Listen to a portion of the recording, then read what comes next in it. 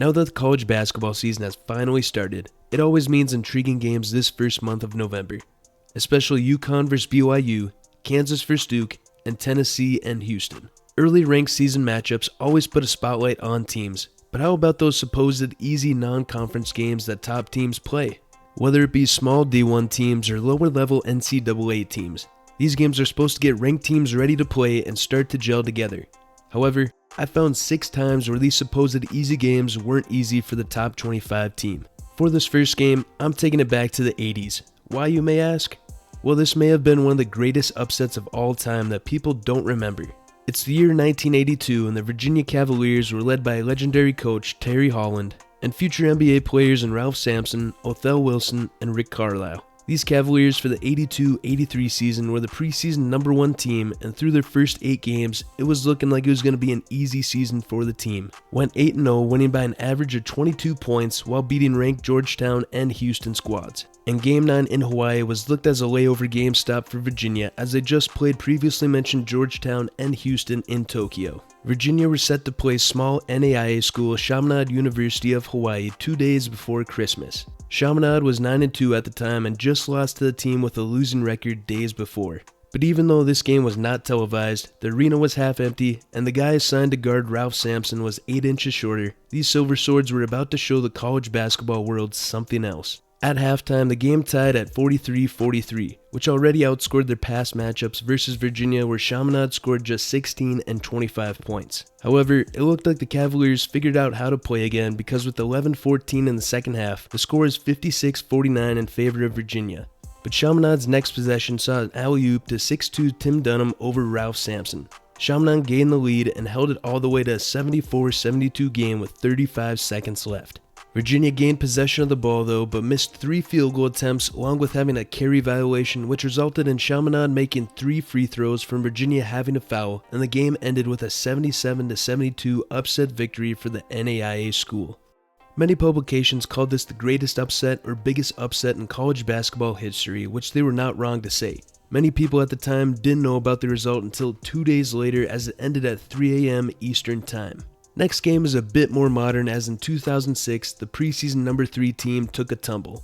In Lawrence, Kansas, the Kansas Jayhawks boasted a team of 7 future NBAers and won their first game of the 06-07 season easily against Northern Arizona 91-57. Except Game 2 on Wednesday, November 15th had a different feeling to it. Oral Roberts were coming into Lawrence with an 0-1 record, but had an underrated team that consisted of 2-time then Mid-Continent Player of the Year Caleb Green, 2-time Mid-Continent First-Teamer Ken Tutt, future Mid-Continent 6th Man of the Year Marcelo Vili, and future First-Team All-Freshman Sean King, as well as being defending conference champs.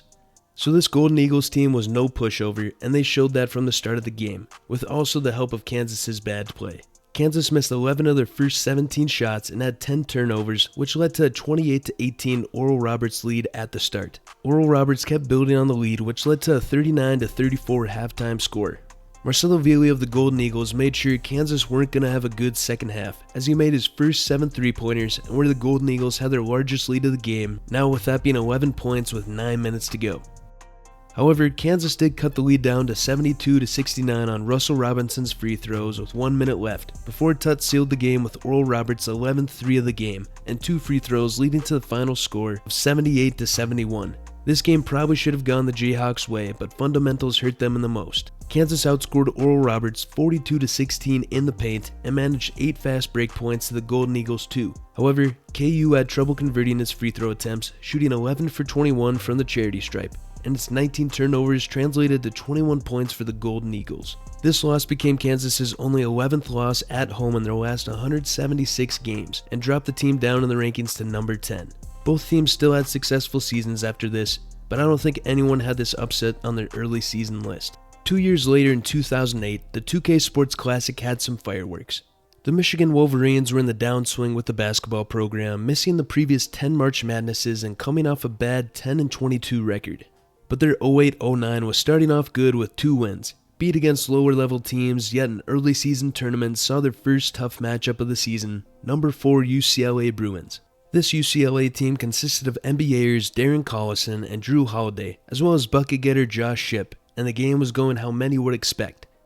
Michigan trailed by as many as 10 in the first half, where the Wolverines shot just 31.3% from the field and missed 11 of 12 three-point attempts, leading to the Bruins being up 6 at halftime, 29-23. Behind freshman Stu Douglas, though, he scored Michigan's first 5 points of the second half. The Wolverines turned things around. Michigan used a 17-7 scoring surge to start the second half and build up a 40-36 lead. The game remained close all the way to a 47-46 UCLA lead just under 5 minutes to go, where not much scoring took place as UCLA didn't score for over 4 minutes and Michigan just scored 3 points. Then with 24 seconds remaining, game-high scorer Deshaun Sims of Michigan capped his 18-point night off with a two-handed slam to bring the game to 51-48. UCLA did cut the lead to 1 point, however. Michigan ended the game with 2 Manny Harris free throws to bring the game to the final score of 55-52. It was a big upset in the Big Apple, marked Michigan's first win versus a top 5 team in over 10 seasons, and snapped a 12-game losing streak to ranked teams. Friday, November 11th, 2016 was the season opener for the UConn Huskies. Now these Huskies were looking to replace nearly 60% of the team's minutes and also 60% of the team's scoring from the previous 15-16 season. Nevertheless, UConn got a preseason ranking of 18th, and their first game was against Wagner College, who were part of the Northeast Conference. Wagner was no pushover though. Just like the previous Oral Roberts team, these Seahawks were regular season champs of their conference last season, while also returning nearly 70% of the team's scoring. This first half showed that this game was going to be good, a 38-35 game where Wagner were the ones leading. Despite the 35 points from UConn, Wagner's zone defense was creating tough opportunities for UConn, as a decent chunk of UConn's points the first half was from free throws. Now UConn trailed by 3 points at halftime and went more than 5 minutes without a basket to open the second half before Jalen Adams' tip-in made it 41-37. Wagner scored the next 8, pushing the lead to 49-37 on a three-pointer by Ramon Saunders. The Huskies went on a 12-0 run to tie the game, holding Wagner without a point for almost 7 minutes. But Wagner responded, outscoring the Huskies 16-9 from there. Corey Henson's three-pointer with just over 3 minutes to play started a 7-0 run that put the game out of reach to the final score of 67-58. Now Wagner didn't light it up shooting, only shot 38% for the game, but the Huskies ended up shooting just 35% from the floor the entire game, while shooting 27% in the second half. Was UConn's first home opener loss in 28 years, and how did the Huskies follow that up? They followed this upset loss with another loss to small school Northeastern of the Colonial Athletic Association to start 0-2. As it turned out, UConn wasn't as good as their preseason ranking indicated. The Huskies finished the 16-17 season with a losing 16-17 record, missing the big dance. The highest ranked team to be upset in this video comes in 2019, where the Kentucky Wildcats got a preseason ranking of number 2. Rightly so, as Kentucky had 4 top 35 prospects from the 2019 class, which included Tyrese Maxey and Johnny Juzang, as well as returning players in Emmanuel Quickley and Nick Richards. Can't forget as well, they beat the preseason number 1 in Michigan State, Game 1, to move Kentucky up to number 1 in the country, then beat Eastern Kentucky where they sat at 2-0.